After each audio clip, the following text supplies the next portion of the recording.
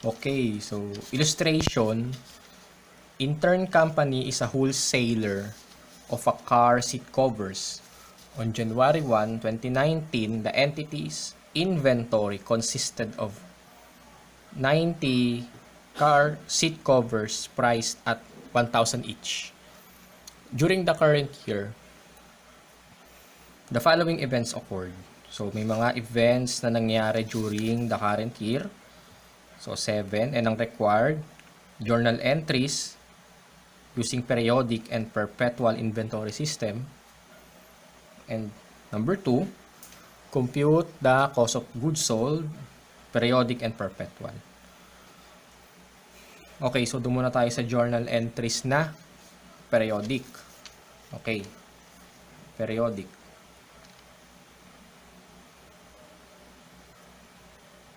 Dito. Ngayon, pag periodic, unahin muna natin yung beginning inventory dahil may binanggit sa problem daw. So, beginning inventory, BI, beginning inventory, 90 units times 1,000 pesos each. So, beginning inventory natin ay 90,000 pesos dahil gagamitin natin yan sa cost of sales or cost of goods sold periodic. Number 1, purchase 800 car seat covers on account at 1,000 each. So, debit purchases, credit, accounts payable. 800 units times 1,000. 800,000.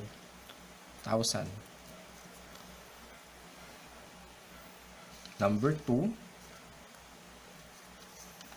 returned 50 defective card seat covers to supplier and receive credit. So nagbalik. May mga defective na unit at ibinalik sa supplier. So debit, accounts payable, mababawasan na yung utang niya kasi may mga binalik na seat cover. 50 times 1,000, that is 50,000. Credit, purchase, returns 50,000 pesos. Number 3, paid 600 of the car seat covers purchase. So, nagbayad ng utang. Partial payment ng liability. So, debit, accounts payable, credit, cash. That is 600 units times 1,000 pesos. Yung 1,000 pesos na unit cost is galing doon sa recent na purchase ng seat cover. Amount is 600,000 pesos. Number 4,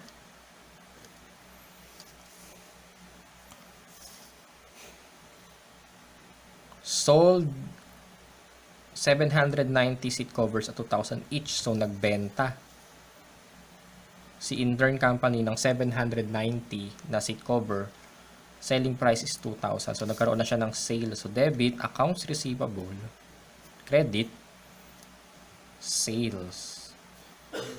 At what amount? So, yung binenta, 790 times selling price, 2,000 pesos each seat cover. 790 times 2,000 per unit equals 1,580,000.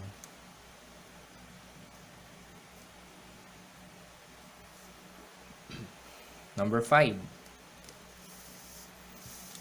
Receive 20 car seat covers returned by a customer and gave credit. The goods were in excellent condition. So, ito naman, nagkaroon ng return from customer. So, yung customer naman ang nagbalik sa entity ng seat cover. So, meron ng sales returns. So, sales returns, debit sales returns, credit accounts receivable for the credit. Ang amount, ang binalik na seat cover ay 20. Then, binenta natin yung benteng seat cover at 2,000 each. So, bumabawasan yung utang ng customer ng 40,000. Meron pang sales returns. Number 6, receive cash for the 680 of the car seat cover sold. So, nagbayad yung customer. Nagkaroon ng partial payment ng receivable. Debit, cash credit accounts receivable. That is 680 times 2,000. That is 1,360,000 pesos. Ayan. Next, physical count at year-end reveal 60 units on hand. Okay, so kapag periodic, merong interval yung pag-update ng inventory account. Then, pagdating ng year-end, so nagbilang na sila ng inventory, nagkaroon ng physical count, na-found out nila 60 units na lang yung natitira sa inventory. And pag periodic, ang entry to record yung ending inventory. So, recall lang tayo, basic accounting, yung gumagawa tayo ng worksheet sa basic accounting. Merchandising, debit, inventory, December 31. So, December 31, credit, income, summary. Ang amount, 60 units times 1,000 pesos. 60,000 pesos. So, tapos na tayo sa journal entries ng periodic. Ngayon, gagawin naman natin yung cost of sales or cost of goods sold ng periodic. Okay, second requirement, cost of goods sold, periodic. So, tapos na tayo mag-journal entry, makakapag-compute na tayo ng cost of goods sold ng periodic. So, yung cost of goods sold ng periodic is, ito na yung na-encounter natin nung basic accounting. So, yung basic journalizing ng mga purchases and sales transactions, tapos cost of sales. So, apply lang natin dito. Start tayo sa beginning inventory, which is 90,000. Then, add natin yung net cost of purchases, wherein kailangan natin i-consider yung purchases na 800,000. So, isa lang naman yung purchase transaction nito. Less purchase returns, allowances, and discounts. So, may contra purchase account ba dito? Ito, may purchase returns. 50. Therefore, net cost of purchases is 750,000 pesos. Total goods available for sale is 90 plus 750,000 equals 840,000 pesos. Less ending inventory natin na 60,000 pesos. Therefore, cost of goods sold under periodic system is 780,000 pesos. Okay, tapos na tayo sa periodic. Meron tayong journal entries. Meron na rin tayong cost of sales. So, ito yung cost of sales periodic. Next, same requirement, pero perpetual inventory system naman ang gagamitin. So, ganun pa din. Dito natin lagay sa kabila, perpetual. Then, may beginning inventory ulit. Consider natin, dahil gagamitin natin yan sa cost of sales mamaya, 690,000. Okay, transaction number 1. Purchases, AP, pag periodic, pagdating ng perpetual, since kapag purchases, may inflow ng inventory, maradagdagan ang inventory account. Inventory, accounts payable, 800,000 pesos. Number 2, sa periodic, nagkaroon ng purchase returns. Anong effect sa inventory kapag merong purchase returns? Nababawasan ng inventory dahil binabalik natin yung inventory sa supplier. Since nabawasan siya ng inventory, ang entry under perpetual will be accounts payable 50,000, credit inventory 50,000. Number 3, payment of accounts payable periodic, debit accounts payable, credit cash. So wala naman siyang effect sa inventory. The entry would be the same lang pagdating sa perpetual.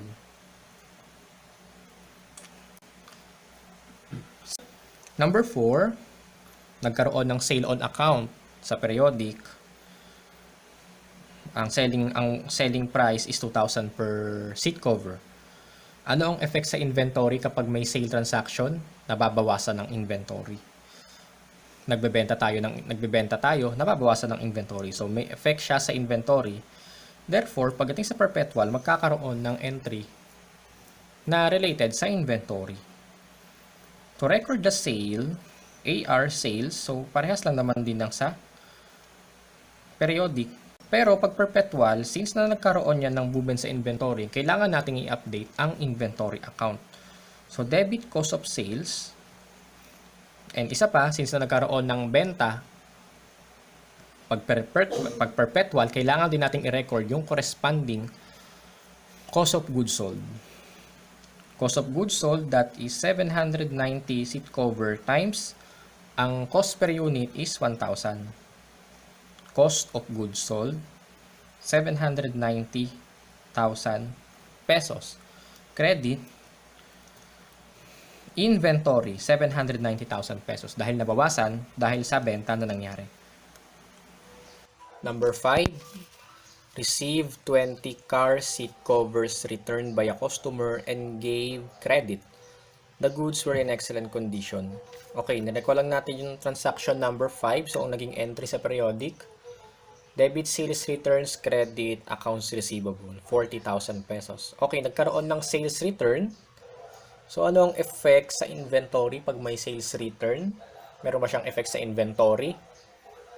Meron kasi kapag may sales returns, nagbabalik ng inventory yung customer.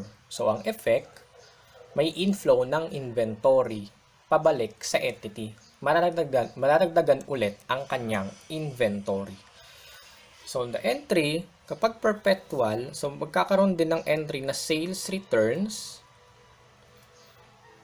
40,000, credit accounts receivable, 40,000. So, since na may inflow ng inventory yung transaction dahil sa sales returns, mararagdagan ng ating inventory account ng 20 units times the cost per unit which is 1,000, 20,000 pesos. And since na nagkaroon din ng sales returns, mababawasan ang ating sales. And since nabawasan ang ating sales, mababawasan din ang cost of sales, 20,000. Number 6, so naging entry sa number 6 under periodic, debit cash credit accounts receivable. So wala namang effect sa inventory, wala ring effect sa cost of sales. So the entry pag perpetual, same lang din ng periodic.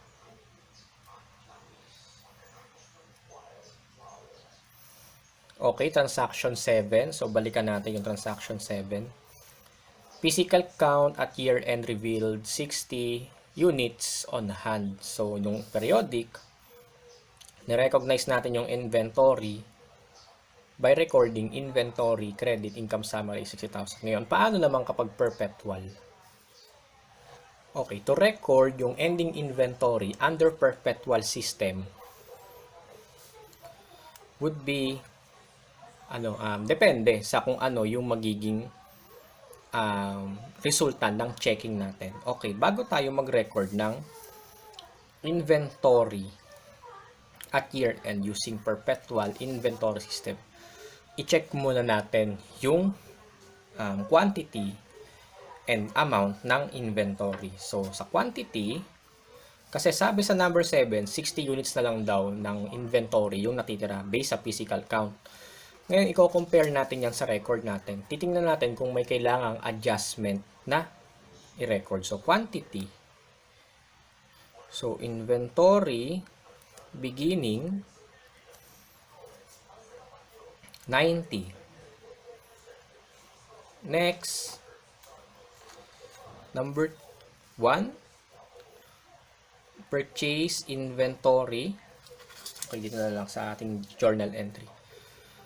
So, may purchases nung transaction 1, 800 units.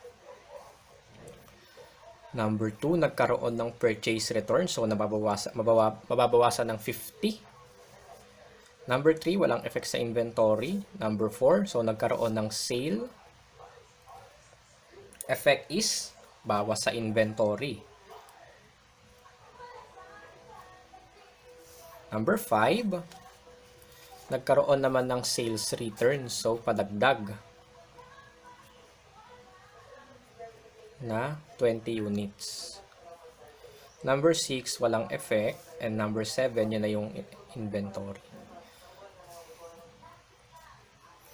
Therefore, inventory end in terms of quantity is 90 plus 800 minus 50 minus 790 plus 20 equals 70 units. 70 units ng seat cover yung natitira. Pero, based daw sa physical count na nangyari, 60 units lang yung natira. Ngayon, sino ang tama? Physical count. 60 units. So, merong difference na 10 pirasong inventory. Okay, sino ngayon ang susundin natin? Siyempre, ang susundin natin kung ano yung nag-i-exist na inventory. Kung ano yung nakabase sa physical count, which is 60 units. Per computation natin, 70 units. Pero ang actual ay 60. So, may difference na 10. Kailangan hanapin kung bakit nagkaroon ng difference na 10. And, syempre, ang susundin natin kung ano yung existing inventory, which is 60. Okay. Once na na-check na natin yung quantity, check din natin yung amount. Okay, meron tayo ditong T account ng inventory. Beginning, we have the beginning balance na 90. Then, merong debit na 800. May credit na 50. Ano pa? Ito, may credit na 790. May debit na 20. So, yan lang yung transactions affecting inventory. So, itong T account, pinost lang natin yung mga journal entries na may inventory account para malaman natin yung amount ng inventory expressed in pesos. Okay, ending balance ng inventory is 70,000 pesos. So, pwede ring 70 units times unit cost. So, 670,000. Okay. Inventory per books is 70,000. Ngayon, ang value ng inventory per count, which is 60 units times the unit cost, 1,000 pesos, 60,000. Therefore, may difference na 10,000 worth of inventory. Ngayon, hindi equal ang inventory per books versus sa amount ng inventory per physical count. And since na magkaiba yan, kailangan nating i-adjust yung inventory per book dahil ang masusunod is yung inventory per count kung ano yung nag-i-existing na inventory. So, may 10,000 na difference. So, yung 70, ito yung naka-record. So, kailangan natin siyang bawasan ng 10 para mag-arrive dun sa 60,000 na should be inventory. So the entry for number 7 would be debit inventory shortage 10,000. Debit inventory shortage 10,000. Credit inventory 10,000. Then pag pinost natin itong transaction 7 dito, so magkaka-credit siya ng 10, mag-a-arrive na siya sa inventory per physical count, 60,000 pesos. Okay, so tapos na tayong mag-record ng journal entries ng Perpetual Inventory System. Ngayon, ang susunod natin gagawin is yung second requirement, which is cost of sales under Perpetual Inventory System. So, dito na lang sa likod. Okay. Sa pagkukompute ng cost of sales or cost of goods sold using Perpetual, titignan lang natin yung cost of sales account na ni-record using Perpetual Inventory System. So, cost of goods sold.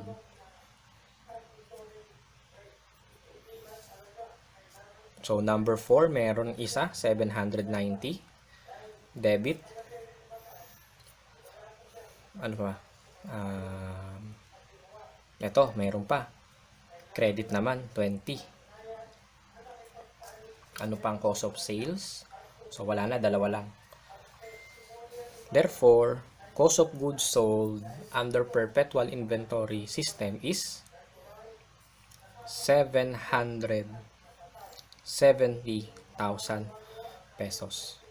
Pero, kailangan din nating i-reflect yung shortage ng inventory sa pagko-compute ng cost of goods sold.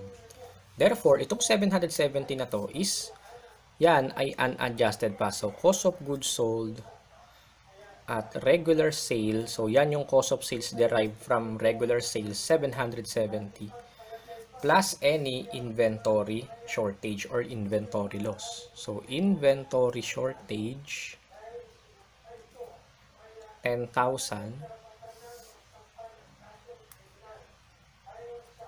10,000. So, cost of sales, regular sales, 770. Galing dito. Then, inventory shortage, 10,000 pesos. Therefore, the cost of goods sold adjusted is 780,000 pesos. Ito yung sa Perpetual. Ngayon, balikan natin yung cost of sales ng periodic. So, parehas lang sila ng cost of sales. Pagkakaiba lang nila yung presentation.